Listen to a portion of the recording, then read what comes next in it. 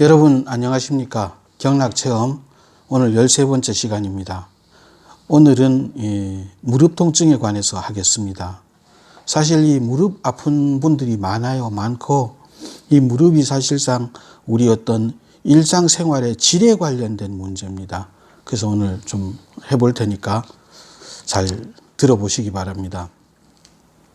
우선 이 무릎이 아프면은요, 악순환이 이어집니다. 그러니까 뭐냐면은 무릎이 아파서 걸을 수가 없고 또 걷지 않으면은 무릎이 더 아파지고 그러다가 수술을 하게 되면은 또 무릎이 안 펴져서 재활치료하는데 시간이 걸리고 그렇게 좀 쓸만하면은 이 교체된 그 인공관절이 그 원래 있는 살하고 이렇게 서로 스쳐가지고 한 2년이나 3년 정도 되면은 오히려 더 아프고 그 다음에 또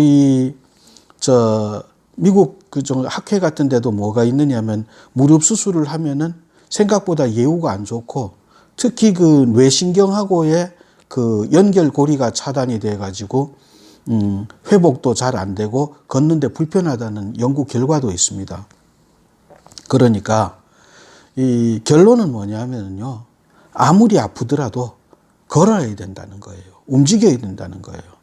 이제 움직여야 되는데 이 자기 몸에 맞도록 움직이라는 거예요. 예를 들어서 우리가 이제 계단 오르기가 몸에 좋다 그래서 요즘 뭐 계단 오르기 한참 그 열풍이 불잖아요. 근데 무릎 아프신 분들은 계단 오르기 하면 안 돼요.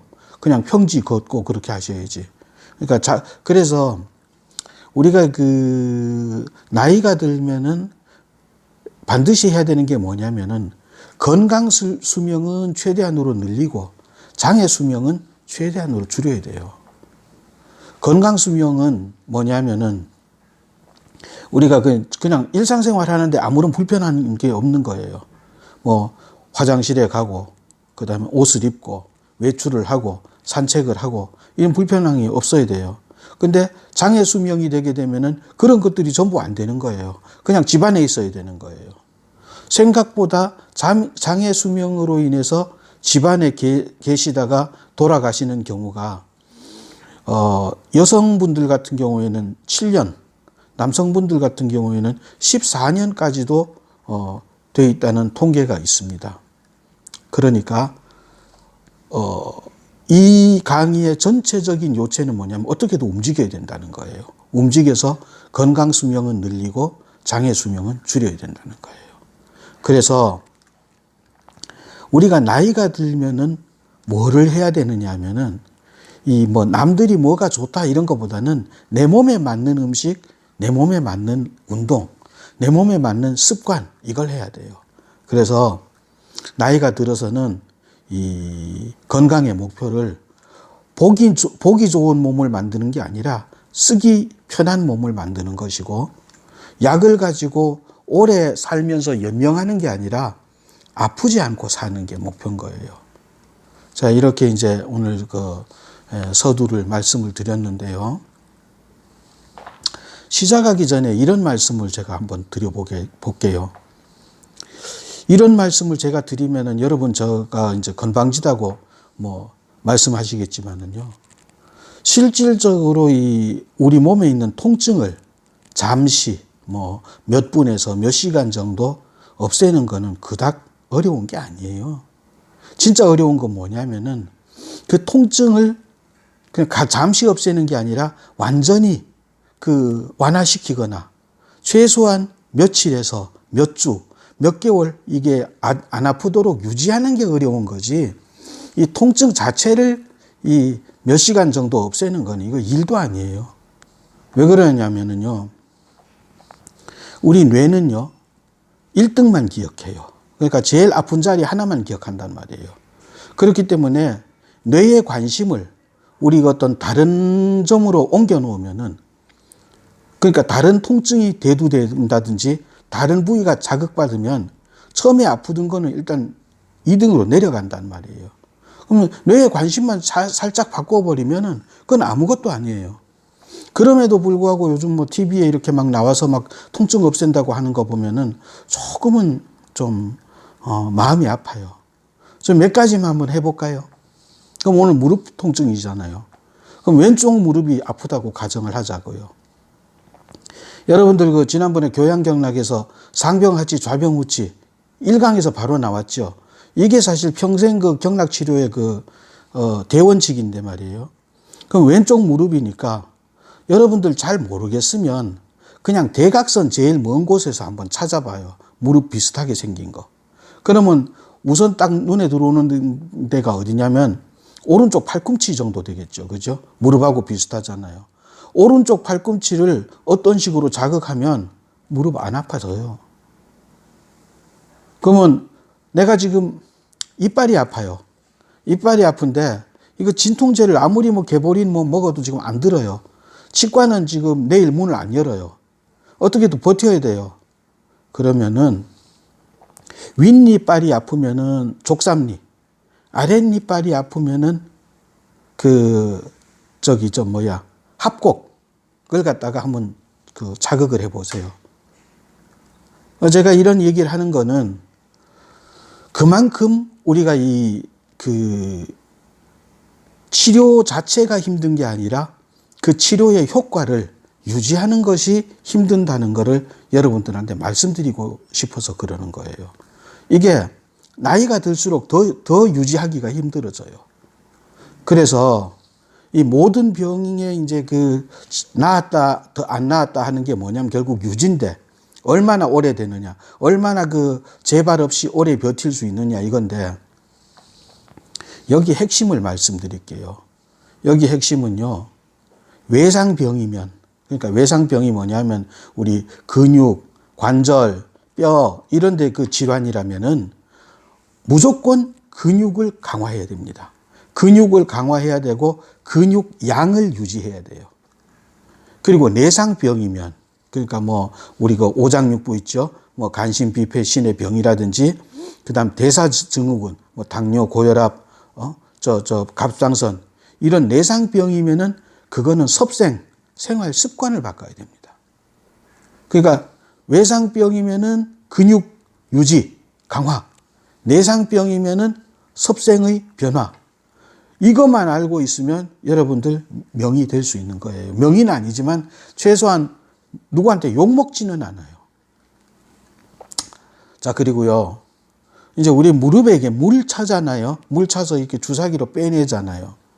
무릎에 물이 차는 건 왜 그러냐면은 무릎이 이제 염증이 있으니까 관절이 퉁퉁 부으니까 열을 식히려고 이제 자체적으로 그걸 식혀보려고 물이 차는 거거든요. 그 다음에 연골 손상 얘기 많이 나오는데, 연골 손상이 됐기 때문에 이거는 인공관절로 교체가 불가피하다, 수술합시다 이렇게 하는데, 연골이 약간 찢어지는 거는요, 이 무릎만 있는 게 아니라 견관절, 지난번에 우리 견관절 50견 할 적에도 한번 설명드렸지만, 미국에서 무작위로 사람들을 찍어보니까 50대 이상의 사람들한테서는 이 무릎 연골이나 견관절 주위, 로테이터 컵이라 그러죠. 견관절 주위의 연골 손상이 한 80% 이상의 사람들한테서 나타났다는 결론이 있어요. 그렇기 때문에 이거 가지고 우리가 수술하고 하는 문제가 아니에요. 예를 들어서 디스크 같은 경우는 수술을 안 하면, 잘못하면은 이 근육을 눌러가지고 근육 괴사가 올 수도 있기 때문에 위험하지만, 무릎 관절은 버틸 수 있을 때까지 버텨도 일단 안 죽어요. 안 죽는다 그러니까 좀 제가 너무 무책임하게 말씀드리는 것 같지만, 그렇기 때문에 한번 도전해 볼 만하다 이거예요. 왜냐하면은 수술해서 예후가 좋은 경우가 없고, 예후가 좋아봤자 2년을 못 버티잖아요. 그리고 이거는 학회가 인정한 거잖아요. 자, 그렇습니다. 그러면은 이제 치료 포인트들을 말씀을 드릴게요. 첫 번째는 뭐냐? 대퇴사두근입니다. 대퇴사두근, 간단하게 말해서 우리 무릎 앞쪽에 있는 이거 있죠. 이 무릎 딱 때리는 거. 이게 대퇴사두근인데, 얘가 이 사두근, 말 그대로 머리가 4개예요. 그러니까 4군데에 부착이 돼가지고 강력하게 이 무릎을 지탱을 해주는 거예요. 그래서 4군데에 붙어가지고 쭉 내려와서 무릎에서는 하나의 건이 돼가지고, 그러니까 두꺼운 근육이 돼 갖고 이 무릎을 완전히 감쌉니다. 그러니까 예전에 우리가 공부를 할 적에는 무릎이 아프면 이제 계단을 올라갈 때 아프냐 내려갈 때 아프냐 물어봐요. 그래서 보통 계단 올라갈 때 문제면은 아프시면은 대퇴사두근의 문제로 보고, 계단을 내려올 때 아프면은 그 뒤에 우리 오금이라는 데 있죠. 대퇴이두근의 문제로 봤었어요. 근데 그건 맞는 건 맞아요. 맞긴 맞는데 제가 치료를 이렇게 하면서 느껴보니까 대퇴사두근을 치료를 하면 결국 이 대퇴이두근의 문제도 저절로 좋아져요. 왜냐하면 이 대퇴사두근이 이 바깥쪽으로는 허벅지 쪽으로 붙고 안쪽으로는 대퇴내전근 쪽으로 붙고 위에는 바로 그 장골 그 밑으로 붙고 이렇게 붙기 때문에 야를 강화할 수 있으면은 무릎 치료는 일단 된다고 봐야 돼요. 대퇴사두근입니다. 두 번째 포인트, 발입니다. 발인데 발 중에서도 어디를 주로 많이 해야 되냐면 발 앞쪽 있죠. 발 앞쪽, 그러니까 이게 발이라고 그냥 칠게요. 그럼 이게 발가락이 있잖아요. 이 발가락의 요 부분, 그러니까 발가락 본절하고 발바닥하고 이어지는 선 부분, 그리고 이 뒷부분, 발등 부분.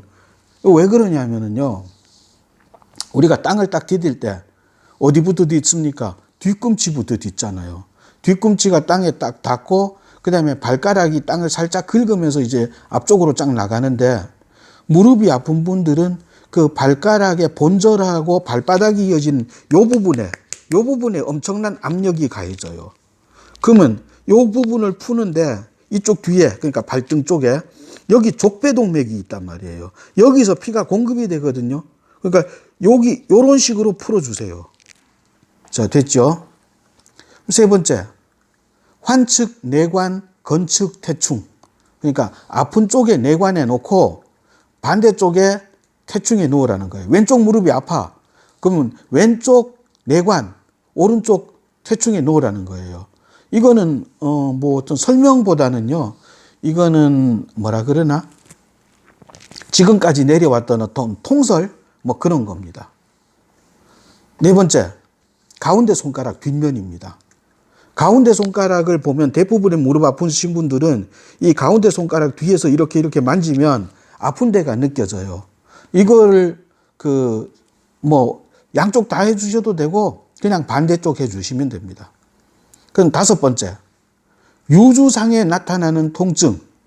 그래서 예를 들어서 무릎 앞쪽으로 나타나면은 심경, 그 다음에 무릎 옆쪽으로 나타나면은, 그러니까 이 옆쪽으로 무릎이 아프면은 담경, 무릎 안쪽으로 아프면은 간경, 뭐 요런 식으로 통증을 그래가지고 이제 기억하시죠? 뭐 움직일 때 아파, 뭐 목혈, 예? 가만히 있어도 아파, 화열 뭐 하는 거 있죠? 그대로 하시면 됩니다. 요렇게 이제 치료 포인트 말씀드렸고요. 이제 운동인데요. 제가 해보니까 아까도 말씀드렸죠. 유지가 힘들다. 유지가 힘든데 어떻게? 우리가 외상 질환이면, 그러니까 근육이나 근골격계 질환이면은 어떻게 해도 근육 유지하고 근육 관리가 중요하고, 내상, 안에 내장에 관한 병이면은 섭생 바꿔라 했죠. 이거는요, 무릎 통증은요, 본인의 의지만 좋으면 운동으로도 치료가 됩니다. 예. 그러니까 아까 그냥 제가 그랬죠. 순간적으로 통증 없애는 거 가능하다고요. 그러니까 그런 식으로 해서 순간적으로 통증 좀 없애놓고 이 근육을 강화해서 고치시도록 도와드려야 돼요. 자, 운동. 첫째, 사실 이거 운동은 아닌데, 일단 무릎 아픈 사람들은 첫째, 체중 조절을 해야 됩니다. 부끄럽지만 저도 무릎 지금 억수로 아파요. 근데 저는 이렇게 관리해서 지금 걸어 다니고 있습니다. 둘째, 이 엄지발가락 부딪히기. 이게 이제 대퇴사두근하고 내전근 강화하는 건데, 이게 엄지발가락이라 치자고요. 양말 벗고, 뭐 앉아서 해도 되는데, 보통 누워서 하기를 저는 추천하고 싶습니다. 왜냐하면, 하여튼 누워서 하는 게 좋아요. 누워서 이렇게 부딪히세요. 엄지발가락을. 이렇게 처음에 시작할 때는 한 100회 정도, 한 세트에. 그래갖고 한 200회, 300회 늘리는데, 저는 하루에 300회 합니다. 두 번째, 무릎 누르기. 이게 뭐냐면요. 무릎을 그냥 이렇게 무릎이 지금 이게 그냥 팔꿈치가 이게 무릎이라고 치고요. 그러면 보통 이게 이렇게 올라가겠죠. 무릎이 위니까. 그죠? 이렇게 해갖고 그냥 땅에 대고 꾹 누르는 거예요. 이때 발가락은 이렇게 펼 필요가 없어요. 왜냐하면 발가락을 이렇게 펴면은 종아리 근육이 신전되는 거기 때문에 그럴 필요 없고 대퇴사두근에 힘을 주면서 그냥 누워서 무릎을 꾹 누르고 10가지 세세요. 10가지 세는 걸 한 세트로 해서 한 5개 정도, 5번 정도 하세요. 그럼 엄청 아파요, 이거. 엄청 아픈데 이 볼프강의 법칙이라는 거 있어요. 그러니까 우리가 옛날에 그 운동할 적에 이 뼈나 근육에 과부하를 줘가지고 점점 근육을 키우는 것처럼 이것도 이 무릎에다가 약간의 과부하를 줘가지고 이게 통증도 없애고 대퇴사두근 강화하는 거거든요. 이 무릎 누르기 해보세요. 세 번째, 의자 스쿼트. 이건 뭐냐면은 어르신들 이게 스쿼트 힘드시잖아요. 그냥 의자 뒤에 두고 일어섰다 앉았다 하라 그러세요. 처음에 한 10개 정도에서 시작하시는데 저 같은 경우에 한 60개 정도 합니다. 한 번에요. 그 다음에 이 걷기인데요. 어디를 걷느냐 하면은 완만한 경사를 걷는 게 좋습니다. 너무 가파른 경사 말고요. 안 그러면 평지 걸어도 좋아요. 이렇게 하면은 생각보다 무릎 통증은 쉽게 잡힙니다.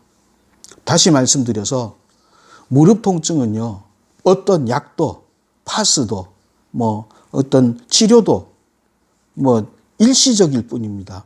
아까도 말씀드렸다시피 유지의 핵심은 근골격계 질환이면은 근육 강화, 유지. 그 다음에 내상병이면은 섭생입니다. 섭생은 나중에 언젠가는 제가 당뇨를 한번 할 텐데요. 그때 좀 더 말씀을 드릴게요. 지금 현생 인류, 호모사피언스죠. 이 호모사피언스는 절대로 불안해서 자유로울 수가 없습니다. 왜냐하면은 우리가 물려받은 유전자가 염려 유전자거든요.